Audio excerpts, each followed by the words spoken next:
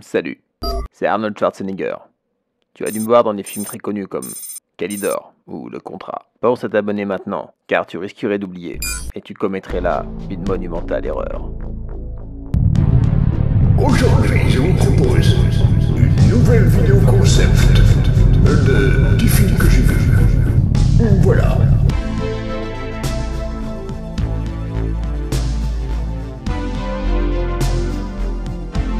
On commence avec un premier film que j'ai vu, un film français qui s'appelle Arès.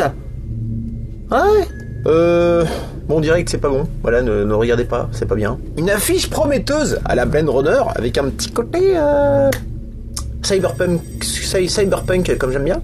Mais en fait non, c'est filmé dans l'obscurité d'un salon en mode dépressif, sombré. C'est pas du tout ça en fait.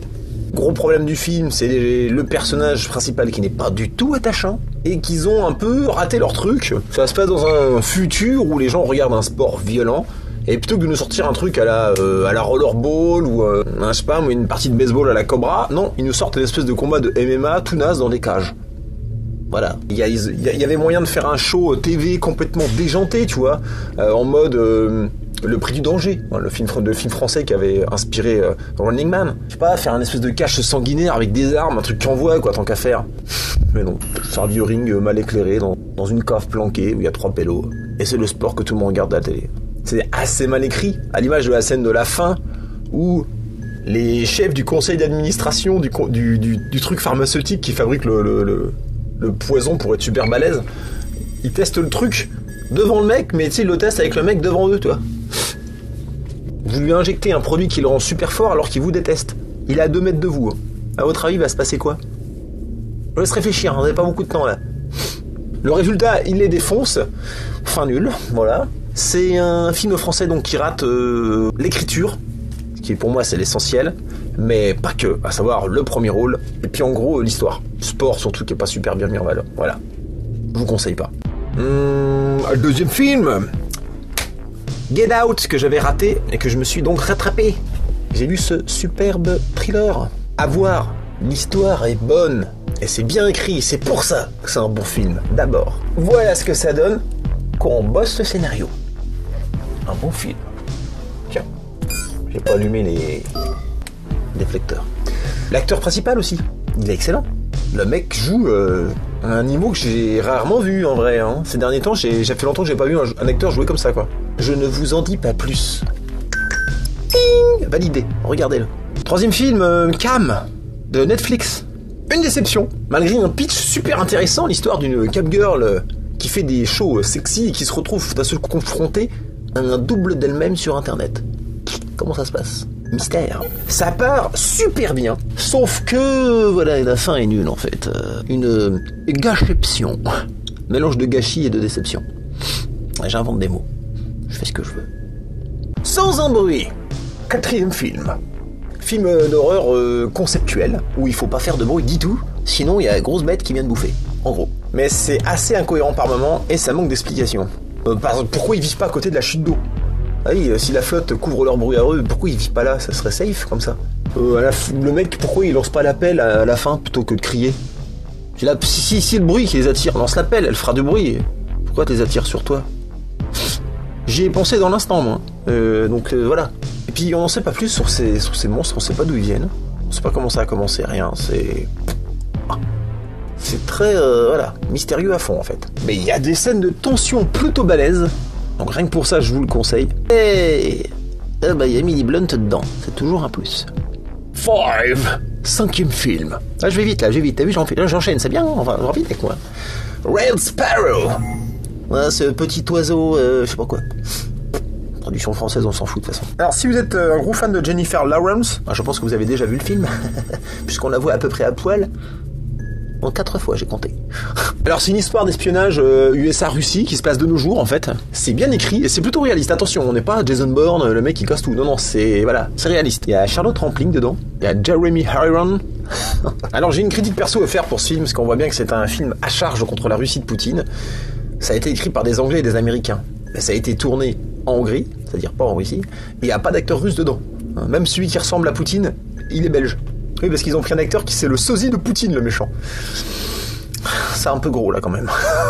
Alors on nous explique comment le peuple est soumis à l'État complètement, quoi. Comment les jeunes recrues des services secrets russes doivent apprendre à se donner sexuellement en se sacrifiant au maximum pour la Sainte Russie, je sais pas quoi. Et à un moment donné même, ils font presque regretter les Russes que ce soit pas Staline qui soit resté.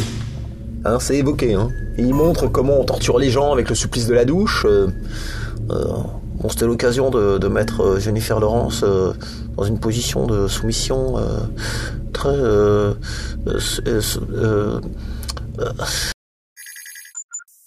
Comment on torture les gens avec le fameux éplucheur à peau. Ah si, il y a un éplucheur à peau. Le mec il torture les gens avec un éplucheur à peau. Oh là là, la Russie c'est vraiment l'enfer, hein. Et pendant ce temps-là en France, les manifestants se font arracher des mains et perdent des yeux. Sauf que ça c'est la réalité, ça c'est pas une fiction, ouais. Et ça se passe pas en Russie. Il y aura peut-être un film sur les gilets jaunes dans le futur, on sait pas. Bon film d'espionnage ceci dit, je vous conseille. 6. Un train pour Busan, que j'ai mis un temps fou à voir. Film de zombies coréen qui se déroule donc dans un train et où les zombies vont progresser wagon par wagon, donc c'est sujet à une promiscuité et des aventures. Voilà. Sans révolutionner le genre, on est dans la veine d'un 28 jours plus tard, on va dire. Il y a des personnages très caricaturaux, c'est vrai. Par moments, c'est un peu écrit, c'est un peu agaçant. Ça gâche un petit peu la qualité du reste, parce que je trouve qu'il y a une écriture bourrée de symbolique en fait, de clichés de société, d'effets miroirs. Si vous aimez les films de zombies, voyez-le, franchement il est bien. On reste en Corée. Ilang, je sais pas comment ça se dit, film de coproduction coréo-netflixo-coréenne, hein, adaptation de Mamoru Oshii, du fameux Jinro. Tu l'as pas vu? Mais qu'est-ce que tu fais là? Va le voir. C'est un super dessin animé japonais, il défonce. C'est une superbe transposition de l'histoire du Petit Chaperon Rouge dans un contexte de guerre civile. Ouais, déjà la faire celle-là. Je vous conseille donc le film, l'adaptation, donc rien que ne serait-ce que déjà pour les costumes. Les costumes de la Brigade des Loups, mais alors franchement ils sont magnifiques. L'intrigue politico-policière a été réécrite. Faut pas vous endormir, c'est un peu chiant à suivre, hein. Mais les scènes d'action défoncent, surtout la finale. Wow, magnifique. Franchement, c'est du real fight gun, je sais pas comment on dit. C'est voilà, rien à voir avec du John Wick, ça part dans tous les sens. Là, c'est bourrin, mais vrai quoi. Ça le fait. Franchement, il me tarde de le revoir. C'est pour vous dire. La Corée du Sud semble très en avance sur l'égalité des sexes, parce que vous verrez que le héros dans le film applique sans distinction de genre une méthodologie funeste, des plus froides et non discriminantes que j'ai jamais vues. T'es une fille? Ouais, tu vas manger pareil. Ah. Un petit... Non? Ah non, pareil. Ah non, voilà, égalité des sexes. Tout le monde une balle, allez hop là. Alors déception quand même, la fin du film, elle n'est pas aussi dure que celle de l'anime. Et là, ça c'est dommage, parce que bon voilà. N'est pas japonais qui veut. Vous voyez ce film, il défonce. Mais surtout, n'oubliez pas de voir l'original, l'anime japonais. 8. Le procès du siècle. Alors, franchement, c'est le genre de film que je regarde pas d'habitude. Je me suis dit, on va arrêter de regarder les films qui font pam-pam, boum boum. On va regarder les trucs un peu intello. Donc j'ai regardé un film historique. Je me suis un peu fait avoir par le titre, parce qu'en fait, ce film est un peu pauvre, c'est pas vraiment le procès du siècle, on s'ennuie un peu. C'est le procès d'un négationniste, qui va perdre son procès, donc. Voilà, c'est pas trépidant, hein, on va dire. Hormis le fond de l'histoire, hein, c'est un révisionniste qui fait de la falsification de preuves, et qui va se faire choper. Bon, ok. Mais j'ai remarqué dans Google Images rapidement, et je suis pas le seul à l'avoir remarqué, qu'ils avaient pris un acteur moche pour interpréter le méchant révisionniste un peu nazi, et une actrice super canon pour interpréter l'autre camp. Et après vérification, il se trouve qu'en fait, il n'était pas si moche, et on peut pas dire qu'elle était canon. Et ça me pose un problème. Malgré les crimes d'opinion de Irvine, il s'appelle Irvine, ça ne suffisait pas pour la production du film, il fallait qu'il soit moche en prime. Comme si on n'était pas capable de juger les opinions d'une personne. Rien qu'en entendant les opinions. Non, il faut en plus qu'il soit moche, comme ça c'est sûr. Hein. On prend le spectateur pour des teubés. Et que dire du fait implicitement suggéré, t'es un homme moche, t'es méchant. T'es une belle fille, t'es gentil. Surtout que ça fait longtemps qu'on a été habitué à des personnages plus nuancés dans le cinéma. Comme Hans Gruber, le méchant dans Piège de cristal. Le gangster Gentleman. Cersei dans Game of Thrones, qui est une belle femme. Mais c'est une jolie tyran en fait. Hellboy, le fils de Satan, devenu chrétien. Ça, il fallait me la faire quand même. Et puis, même dans les trucs pour enfants, le bossu de Notre-Dame, les enfants, ils savent que bossu il est gentil. Pourtant il est moche. Bon allez, si vous êtes fan d'histoire, pourquoi pas. Franchement, sinon passez votre chemin, voilà, c'est dispensable. Et le titre est trompeur. Jig Robot, film italien. C'est l'histoire d'un petit brigand qui bosse pour une mafia de merde, qui tombe dans un canal dans lequel il y a eu un truc chimique, puis du coup il devient super balèze. Bon, le pitch est simple, et bah ça fait un super film en fait. La prod est bonne, l'histoire aussi, mais ils ont raté un truc quand même, l'acteur principal. Comme pour Arès, le premier film dont j'ai parlé. Il est que ça, tu sais. Il a un regard plat, il a pas d'émotion, donc tu te fais chier, tu le regardes, t'as aucun attachement pour cette personne. Il a l'expression d'une poule morte, quoi, c'est hallucinant. C'est le seul truc raté du film, parce que les scènes d'action, les super pouvoirs, les murs qui pètent et tout, sont hyper bien faits, quoi. Demi-déception. 10. Le destin des Logan. Alors ça a été écrit par les mecs qui ont fait Ocean 11.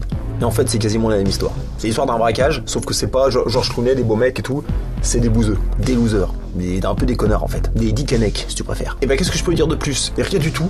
Si vous avez aimé le genre de truc à la Ocean 11, regardez ce film, je vous le conseille, il est super classe. 11e film. Mais t'avais dit qu'on avait 10. J'ai menti. Bonus perso, coup de cœur de dingue, j'ai regardé ça par hasard grâce à Mad Movie, qui en avait fait une chronique. Rien que titre déjà, t'as envie de le voir, quoi. C'est vrai que tu sens qu'il y a un truc. Il va se passer quelque chose dans ce film. Alors, ne fuyez pas parce qu'il y a Nicolas Cage. C'est ce que j'ai failli faire. Hein.